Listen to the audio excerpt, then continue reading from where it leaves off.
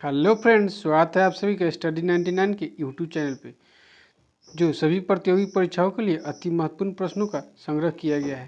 तो आइए बढ़ते हैं, आज के सेशन को स्टार्ट करते हैं। आज का पहला प्रश्न है, भारत के साथ व्यापार करने का चार्टर महारानी एलिजाबेथ द्वारा कब किया गया था? ऑप्शन है 31 जनवरी 1601 को, 31 दिसंबर 1600, 1 जनवरी 1600, 30 मार्च 1610। तो इसका सही आंसर हो जाएगा 31 दिसंबर 1600। महारानी एलिजाबेथ द्वारा भारत के साथ व्यापार करने के चार्टर 31 दिसंबर 1600 ईस्वी को पारित किया गया था, जबकि ईस्ट इंडिया कंपनी की स्थापना 1600 ईस्वी को हुई थी एवं भारत में आगमन इसका 1608 ईस्वी में हुआ। आइए बढ़ते हैं अगले प्रश्न की ओर। अगला प्रश्न है, 1916 में कांग्रेस और मुस्लिम लीग के बीच लखनऊ समझौता हुआ, उसके कौन से परिणाम बाद में घातक सिद्ध हुए?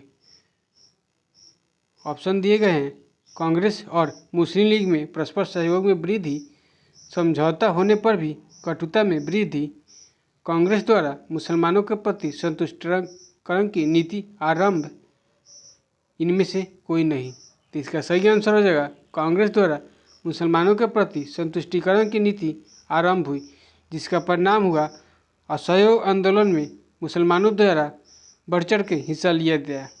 आगे बढ़ते हैं अगले प्रश्न की ओर। अगला प्रश्न है, व्यक्तिगत सत्याग्रह किस गवर्नर के काल में हुआ? ऑप्शन है Lord Ripon, Lord Lytton, Lord Linlithgow, Lord Canning. तो इसका सही आंसर हो जाएगा लॉर्ड लिलिथागो। व्यक्तिगत सत्याग्रह 1944 ईस्वी में लॉर्ड लिलिथागो के काल में हुआ था, जिसके प्रथम सत्याग्रही विनोबा भावे थे। आइए बढ़ते हैं अगले प्रश्न की ओर। अगला प्रश्न है, पूना समझौता किन दो पक्षों के बीच हुआ? ऑप्शन है कांग्रेस और मुस्लिम लीग, कांग्रेस और ब्रिटिश सरकार, दलित वर्ग एवं हिंदू नेताओं, दलित वर्ग और ब्रिटिश सरकार। इसका सही आंसर हो जाएगा दलित वर्ग और हिंदू नेताओं। पूना समझौता दलित वर्ग और हिंदू नेताओं के बीच में पुणे के एरावत जेल में भीमराव अंबेडकर एवं महात्मा गांधी के बीच हुआ था 1932 ईस्वी में। आइए बढ़ते हैं अगले प्रश्न की ओर। अगला प्रश्न है, ब्रिटिश संसद ने भारत स्वतंत्रता कानून कब पारित किया? ऑप्शन है जुलाई 1947, अगस्त 1948, अगस्त 1947। इसका सही आंसर हो जाएगा जुलाई 1947। 23 जुलाई 1947 को ब्रिटिश संसद में भारतीय स्वतंत्रता कानून को पारित किया गया, जबकि भारत की स्वतंत्रता 15/10/1947 को दी गई। आइए बढ़ते हैं अगले प्रश्न की ओर। अगला प्रश्न है, दादा भाई Nehru British house of Commons में किस पार्टी से चुने गए? ऑप्शन है liberal party, conservative party, liberal party, निर्दलीय। तो इसका सही आंसर हो जाएगा लिबरल पार्टी। दादा भाई Nehru British house of Commons में 1882 ईस्वी में सदस्य चुने गए, जो प्रथम भारतीय ब्रिटिश हाउस ऑफ कॉमन्स में सदस्य चुने जाने वाले थे। आइए बढ़ते हैं अगले प्रश्न की ओर। अगला प्रश्न है, मुस्लिम लीग ने पाकिस्तान की मांग आधिकारिक रूप में से कब की? ऑप्शन दिए गए हैं जून 1944, जुलाई 1948, दिसंबर 1939, मार्च 1940। तो मुस्लिम लीग द्वारा पाकिस्तान की आधिकारिक मांग मार्च 1940 में की गई, जबकि पाकिस्तान को स्वतंत्र राष्ट्र 14 अगस्त 1947 को घोषित किया गया। आइए बढ़ते हैं अगले प्रश्न की ओर। अगला प्रश्न है, भारत में थियोसॉफिकल सोसाइटी किसने प्रारंभ की? ऑप्शन है श्रीमती एनी बेसेंट, मैडम ब्लावत्सती, बाल गंगाधर तिलक, मैडम ब्लावत्सती और कर्नल अलकाट। तो इसकी सही आंसर हो जाएगा मैडम ब्लावत्सती और कर्नल अलकाट। मैडम ब्लावत्सती और कर्नल अलकाट के द्वारा यूएसए में इसकी स्थापना की गई। बाद में भारत के वडियार शहर में इसकी शाखा खोली गई। आइए बढ़ते हैं अगले प्रश्न की ओर। अगला प्रश्न है, हाल ही में सुर्खियों में रहा बोगीबिल किस देश से संबंधित है? ऑप्शन दिए गए हैं New Zealand, Papua New Guinea, Indonesia, Germany. तो इसका सही आंसर हो जाएगा पपुआ न्यू गिनी। बोगीविल प्रशांत महासागर स्थित पपुआ न्यू गिनी का हिस्सा था, अब इसे एक नया देश घोषित कर दिया गया है। आइए बढ़ते हैं अगले प्रश्न की ओर। अगला प्रश्न है सुनहरा रेशा होता है। ऑप्शन है हेम्प, कपास, जूट, नायलन। तो इसका सही आंसर हो जाएगा जूट। जूट को सुनहरा रेशा कहा जाता है, जबकि जूट को गोल्डन फाइबर के नाम से भी जाना जाता है। आइए बढ़ते हैं अगले प्रश्न की ओर। अगला प्रश्न है न्यू कैसल पोर्ट जो दुनिया का सबसे बड़ा कोयला निर्यातक बंदरगाह है, यह किस देश में स्थित है? ऑप्शन है कनाडा, ऑस्ट्रेलिया, मैक्सिको, यूएसए। तो न्यू कैसल पोर्ट जो दुनिया का सबसे बड़ा बंदरगाह है, यह ऑस्ट्रेलिया में स्थित है, जो कि हंटर नदी पर स्थित है। आइए बढ़ते हैं अगले प्रश्न की ओर। अगला प्रश्न है देशांतर रेखाओं के संबंध में कौन सही है? ऑप्शन दिए गए हैं यह अक्षांश रेखाओं के समानांतर होती है, इनकी संख्या 180 है। देशांतर रेखा दूरी को प्रदर्शित करती है। देशांतर के मध्य सर्वाधिक दूरी विषुवत रेखा पर होती है। तो इसका सही आंसर हो जाएगा देशांतर के मध्य सर्वाधिक दूरी विषुवत रेखा पर होती है। आइए बढ़ते हैं अगले प्रश्न की ओर। अगला प्रश्न है धूपगढ़ चोटी किस श्रेणी की सर्वोच्च चोटी है? ऑप्शन दिए गए हैं सतपुरवा, अरावली, अजंता, मैकाले। तो इसका सही आंसर हो जाएगा सतपुरवा। धूपगढ़ चोटी सतपुरा पर्वत श्रेणी की सर्वोच्च चोटी है, जो पंचमढ़ी में स्थित है। आगे कुछ जाते हैं इससे इम्पोर्टेंट फैक्ट। सतपुरा श्रेणी का विस्तार मध्य प्रदेश एवं महाराष्ट्र राज्य में स्थित है। इसके उत्तर में नर्मदा नदी तथा दक्षिण में ताप्ती नदी बहती है। आइए बढ़ते हैं अगले प्रश्न की ओर। अगला प्रश्न है किस मृदा प्रारूप में लोहे की अधिक मात्रा होने के कारण अनुग्रह हो जाती है? ऑप्शन दिए गए हैं जलोढ़ मिट्टी, मरुस्थलीय मिट्टी, लेटराइट मिट्टी, रेगुर मिट्टी। तो इसका सही आंसर हो जाएगा लेटराइट मिट्टी। मृदा में लेटराइट मिट्टी की अधिकता के कारण मृदा का अनुग्रह होना। आइए बढ़ते हैं अगले प्रश्न की ओर। अगला प्रश्न है भारत का सबसे पुराना तेल भंडार कहाँ स्थित है? ऑप्शन है कोयली, मुंबई हाई, अंकलेश्वर, डिगबोई। इसका सही आंसर हो जाएगा डिगबोई। भारत का सबसे पुराना तेल भंडार असम के डिगबोई में स्थित है, जबकि कोयली और अंकलेश्वर गुजरात में स्थित है। मुंबई हाई महाराष्ट्र में स्थित है। आइए बढ़ते हैं अगले प्रश्न की ओर। अगला प्रश्न है मिश्रित कृषि में सम्मिलित होता है। ऑप्शन दिए गए हैं रबी एवं खरीफ फसल के साथ में उगाना, दो फसलों को साथ उगाना, फसल एवं सब्जियों को साथ में उगाना, फसलों के साथ पशुपालन भी करना। तो इसका सही आंसर हो जाएगा फसलों के साथ पशुपालन भी करना इस मिश्रित कृषि का उदाहरण है। आइए बढ़ते हैं अगले प्रश्न की ओर। अगला प्रश्न है विक्टोरिया जलप्रपात किस नदी से संबंधित है? ऑप्शन दिए गए हैं नील नदी, अमेजन नदी, कांगो नदी, जाम्बेजी नदी। तो इसका सही आंसर हो जाएगा जाम्बेजी नदी। विक्टोरिया जलप्रपात दक्षिण मध्य अफ्रीका में जाम्बेजी नदी पर स्थित है। विक्टोरिया जलप्रपात से नील नदी निकलती है और विक्टोरिया द्वीप कनाडा में स्थित है। आइए बढ़ते हैं अगले प्रश्न की ओर। अगला प्रश्न है कौन सी जनजाति उत्तरीय ध्रुवीय क्षेत्र में चारों तरफ निवास करती है? ऑप्शन है मसाई जनजाति, एस्किमो जनजाति, बुशमन जनजाति, इनमें से कोई नहीं। तो इसका सही आंसर हो जाएगा एस्किमो जनजाति उत्तरी ध्रुवीय क्षेत्र के चारों तरफ निवास करती है।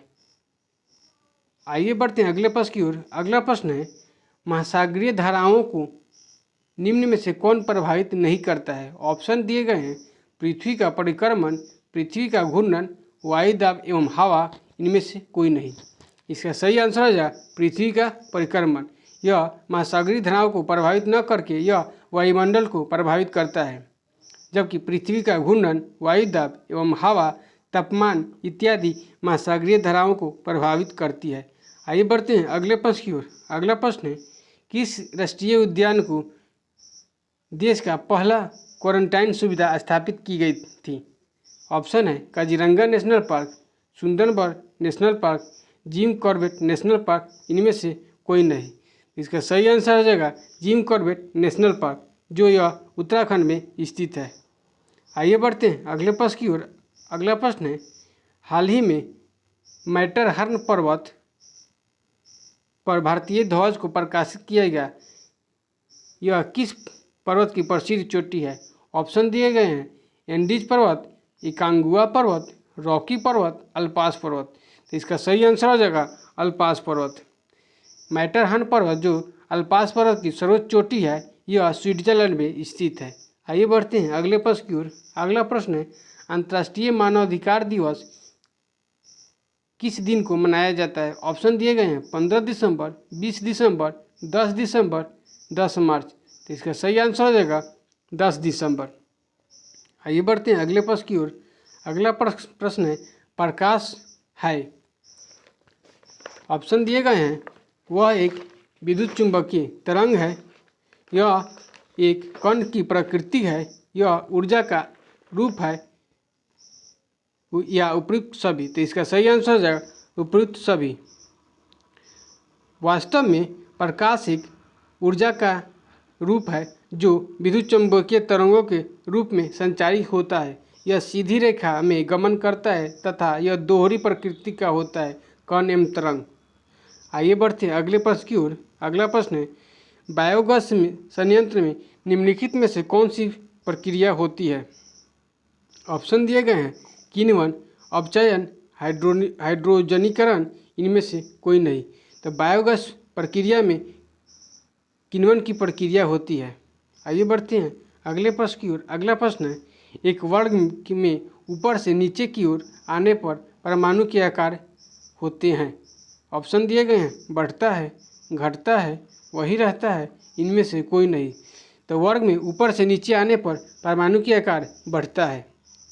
आइए चलते हैं अगले प्रश्न की ओर। अगला प्रश्न है, वायुमंडल में प्रकाश की विसरण का कारण है। ऑप्शन दिए गए हैं कार्बन डाइऑक्साइड, धूलकण, हीलियम, जलवाष्प। तो इसका सही आंसर हो जाएगा धूलकण। धूलकण की उपस्थिति के कारण प्रकाश का विसरण होता है। आइए बढ़ते हैं अगले प्रश्न की ओर। अगला प्रश्न है, किसी भी यौगिक का ऑक्सीकरण संख्या क्या होता है? ऑप्शन दिए गए हैं -1, 1, 2, 0। तो इसका सही आंसर हो जाएगा 0। किसी भी यौगिक का ऑक्सीकरण संख्या का योग हमेशा 0 होता है। आइए बढ़ते हैं अगले प्रश्न की ओर। अगला प्रश्न है, सर्प विरोधी सुई किस तत्व का एक यौगिक है? ऑप्शन दिए गए हैं स्वर्ण यौगिक है, चांदी यौगिक है, आयोडीन यौगिक है, या इनमें से कोई नहीं। तो इसका सही आंसर हो जाएगा स्वर्ण यौगिक है, जिसका रासायनिक नाम ऑरिक क्लोराइड है। आइए बढ़ते हैं अगले प्रश्न की ओर। अगला प्रश्न है, याददाश्त के संबंध में मस्तिष्क के निम्न में से किस भाग से है? तो याददाश्त का संबंध मस्तिष्क के किस भाग से है? तो ऑप्शन दिए गए हैं हाइपोथैलेमस, सेरेबेलम, स्पाइनल कॉर्ड और सेरेब्रम। तो इसका सही आंसर हो जाएगा सेरेब्रम। सेरेब्रम का संबंध मस्तिष्क के याददाश्त से है। आइए बढ़ते हैं अगले प्रश्न की ओर। अगला प्रश्न है, मानव शरीर में सर्वाधिक मात्रा में पाए जाने वाला तत्व कौन सा है? ऑप्शन दिए गए हैं ऑक्सीजन, नाइट्रोजन, हाइड्रोजन, कार्बन। तो इसका सही आंसर हो जाएगा ऑक्सीजन। मानव शरीर में ऑक्सीजन 65% पाया जाता है, जबकि हाइड्रोजन 10% पाया जाता है एवं कार्बन 18% पाया जाता है। आइए बढ़ते हैं अगले प्रश्न की ओर। अगला प्रश्न है, परिपथ के किन्हीं दो बिंदुओं के बीच विभवांतर मापने के लिए किसका प्रयोग किया जाता है? ऑप्शन दिए गए हैं आमीटर, धारा नियंत्रक, वोल्ट मीटर, इनमें से कोई नहीं। तो इसका सही आंसर हो जाएगा वोल्ट मीटर। परिपथ में विभवांतर को मापने के लिए वोल्ट मीटर का प्रयोग करता है। एक आदर्श वोल्ट मीटर का प्रतिरोध हमेशा अनंत होता है। आइए बढ़ते हैं अगले प्रश्न की ओर। अगला प्रश्न, निम्नलिखित में से कौन सा आनुवांशिक रोग नहीं है? ऑप्शन दिए गए हैं थैलेसीमिया, हीमोफीलिया, ल्यूकेमिया, इनमें से कोई नहीं। तो इसका सही आंसर हो जाएगा ल्यूकेमिया। ल्यूकेमिया एक आनुवांशिक रोग नहीं होकर यह एक ल्यूकेमिया एक कैंसर से संबंधित रोग है, जबकि थैलेसीमिया, हीमोफीलिया, वरणघता, ये सभी एक आनुवांशिक रोग है। आइए बढ़ते हैं अगले प्रश्न की ओर। अगला प्रश्न है, आपातकाल के दौरान मौलिक अधिकारों का निलंबन कौन कर सकता है? ऑप्शन दिए गए हैं, संसद, केवल लोकसभा, भारत का राष्ट्रपति, मंत्रिमंडल। तो इसका सही आंसर हो जाएगा भारत का राष्ट्रपति। भारत के राष्ट्रपति को यह अधिकार दी गई है कि आपातकाल के दौरान मौलिक अधिकारों का निलंबन कर सकता है। आइए बढ़ते हैं अगले प्रश्न की ओर। अगला प्रश्न है, पार्लियामेंट समिति के सदस्यों का कार्यकाल होता है। ऑप्शन दिए गए हैं, 1 वर्ष, 2 वर्ष, 3 वर्ष एवं 5 वर्ष। तो इसका सही आंसर हो जाएगा 1 वर्ष। पार्लियामेंट समिति के सदस्यों का कार्यकाल 1 वर्ष होता है। पार्लियामेंट समिति से सदस्य लोकसभा के सदस्य होते हैं, जिसकी संख्या 30 है। आइए बढ़ते हैं अगले प्रश्न की ओर। अगला प्रश्न है, भारतीय संविधान में विधि के समक्ष समानता किस देश के संविधान से लिया गया है? ऑप्शन दिए गए हैं, अमेरिका के संविधान से, जापान के संविधान से, जर्मनी के संविधान से, इंग्लैंड के संविधान से। तो इसका सही आंसर हो जाएगा इंग्लैंड के संविधान से। भारत के संविधान में विधि के समक्ष समानता इंग्लैंड के संविधान से लिया गया है, जबकि विधि का समान संरक्षण अमेरिका के संविधान से लिया गया है। आइए बढ़ते हैं अगले प्रश्न की ओर। अगला प्रश्न है, भारत पर हुनों का प्रथम हमला किस शासक के समय हुआ? ऑप्शन दिए गए हैं, समुद्रगुप्त, कुमारगुप्त प्रथम, स्कंदगुप्त, नरसिंहगुप्त। तो इसका सही आंसर हो जाएगा स्कंदगुप्त। स्कंदगुप्त के शासनकाल में हुनों ने भारत पर प्रथम बार आक्रमण किया था। आइए बढ़ते हैं अगले प्रश्न की ओर। अगला प्रश्न है, कितनी बार बिहार में स्वतंत्रता के उपरांत राष्ट्रपति शासन लगाया गया है? तो ऑप्शन दिए गए हैं, 5, 6, 7, 8। इसका सही आंसर हो जाएगा 8। भारत में स्वतंत्रता के उपरांत बिहार की राष्ट्रपति शासन 8 बार लगाया जा चुका है, जो पहली बार 1968 ईस्वी में लगाया गया था एवं अंतिम बार 2005 ईस्वी में लगाया गया। आइए बढ़ते हैं अगले प्रश्न की ओर। अगला प्रश्न है, संवैधानिक उपचारों के अधिकार को किसने संविधान की आत्मा कहा? ऑप्शन दिए गए हैं, के.टी. शाह, बी.एन. राव, भीमराव अंबेडकर, राजेंद्र प्रसाद। तो इसका सही आंसर हो जाएगा डॉक्टर भीमराव अंबेडकर। डॉक्टर भीमराव अंबेडकर ने ही संवैधानिक उपचारों के अधिकार को संविधान का आत्मा कहा, जिसका वर्णन अनुच्छेद 32 में किया गया है। आइए बढ़ते हैं अगले प्रश्न की ओर। अगला प्रश्न है, निम्नलिखित में से किसके अनुमोदन से भारत की संचित निधि से पैसा निकाला जाता है? ऑप्शन दिए गए हैं, केंद्रीय वित्त मंत्री, भारत के प्रधानमंत्री, भारत के राष्ट्रपति, भारत की संसद। तो इसका सही आंसर हो जाएगा भारत की संसद के से यह अनुमोदन से भारत की संचित निधि से पैसा निकाला जाता है, जिसका उल्लेख अनुच्छेद 114 में किया गया है। आइए बढ़ते हैं अगले प्रश्न की ओर। अगला प्रश्न है, संविधान संशोधन प्रक्रिया संविधान के किस भाग में उल्लेख किया गया है? ऑप्शन दिए गए हैं, भाग 12, भाग 14, भाग 10 और भाग 20। तो इसका सही आंसर हो जाएगा और भाग 20। भाग 20 में संवैधानिक संशोधन की प्रक्रिया का उल्लेख किया गया है, जबकि भाग 10 में दल बदल अधिनियम को उल्लेखित किया गया है। आइए बढ़ते हैं अगले प्रश्न की ओर। अगला प्रश्न है, नागरिक संशोधन विधेयक कितने समुदाय को नागरिकता देगा? ऑप्शन दिए गए हैं, 4 समुदाय, मुस्लिम छोड़कर सभी समुदाय, 6 समुदाय, 5 समुदाय। तो इसका सही आंसर हो जाएगा 6 समुदाय।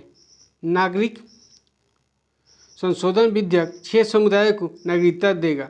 आइए बढ़ते हैं अगले प्रश्न की ओर। अगला प्रश्न है, किस वर्ष भारतीय रिजर्व बैंक का राष्ट्रीयकरण किया गया था?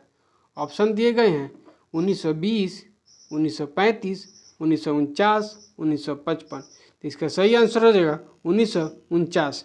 1949 में भारतीय रिजर्व बैंक का राष्ट्रीयकरण किया गया, जबकि इसकी स्थापना 1 अप्रैल 1935 ईस्वी को किया गया। आइए बढ़ते हैं अगले प्रश्न की ओर। अगला प्रश्न है, निम्नलिखित में से कौन सी क्रांति प्याज, औषधि, झींगा उत्पादन से संबंधित है? ऑप्शन दिए गए हैं, लाल क्रांति, नीली क्रांति, गुलाबी क्रांति, गोल्डन क्रांति। इसका सही आंसर हो जाएगा प्याज, औषधि, झींगा एक गुलाबी क्रांति से संबंधित है, जबकि लाल क्रांति टमाटर से संबंधित है। आइए बढ़ते हैं अगले प्रश्न की ओर। अगला प्रश्न है, सेवाओं पर कर लगाने की सिफारिश सर्वप्रथम किस समिति ने की थी? ऑप्शन दिए गए हैं, केलकर समिति, आबिद हुसैन समिति, एल.के. झा समिति, चिल्लैया समिति। तो सेवाओं पर कर लगाने की अनुमति चिल्लैया समिति के द्वारा दिया गया था 1994-95 ईस्वी में। आइए बढ़ते हैं अगले प्रश्न की ओर। अगला प्रश्न है, भारत में आय कर है? ऑप्शन दिए गए हैं, प्रत्यक्ष और अनुपातिक कर, प्रत्यक्ष और प्रगतिशील कर, अप्रत्यक्ष और प्रगतिशील कर, अप्रत्यक्ष और अनुपातिक कर। तो इसका सही आंसर होगा प्रत्यक्ष और प्रगतिशील कर। आइए बढ़ते हैं आगे अगले प्रश्न की ओर। अगला प्रश्न है, महाद्वीपीय विस्थापन सिद्धांत के अनुसार भारत का विस्तार किस ओर हुआ था? ऑप्शन दिए गए हैं, उत्तर, पूर्व, दक्षिण, पश्चिम। तो इसका सही आंसर आ जाएगा उत्तर। महाद्वीपीय विस्थापन सिद्धांत के अनुसार भारत का विस्तार उत्तर की तरफ हुआ है। आइए बढ़ते हैं अगले प्रश्न की ओर। अगला प्रश्न है, ऐहोल अभिलेख किस शासक से संबंधित है? ऑप्शन दिए गए हैं, स्कंदगुप्त, हर्षवर्धन, पुलकेशिन द्वितीय, उपयुक्त सभी। तो इसका सही आंसर आ जाएगा पुलकेशिन द्वितीय। ऐहोल अभिलेख पुलकेशिन द्वितीय शासक से संबंधित है, जिसकी रचना रविकृति के द्वारा की गई थी। आइए बढ़ते हैं अगले प्रश्न की ओर। अगला प्रश्न है, सत्यमेव जयते किस उपनिषद से संग्रहित है? ऑप्शन दिए गए हैं, कठोपनिषद, मुंडकोपनिषद, यवरोपनिषद, इनमें से कोई नहीं। तो सत्यमेव जयते शब्द मुंडकोपनिषद से लिए गए हैं। आइए बढ़ते हैं अगले प्रश्न की ओर। अगला प्रश्न है, 1833 का चार्टर अधिनियम प्रथम विधि आयोग का गठन किसकी अध्यक्षता में किया गया?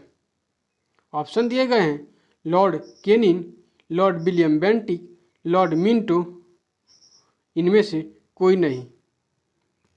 तो इसका आंसर हो जा इनमें से कोई नहीं। 1833 का चार्टर अधिनियम लॉर्ड मैकाले की अध्यक्षता में किया गया था।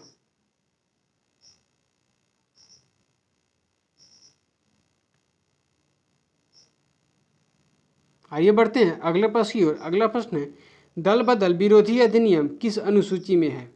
ऑप्शन दिए गए हैं, 10वीं अनुसूची, 8वीं अनुसूची, 9वीं अनुसूची, 11वीं अनुसूची। तो दल बदल विरोधी अधिनियम 10वीं अनुसूची से संबंधित है।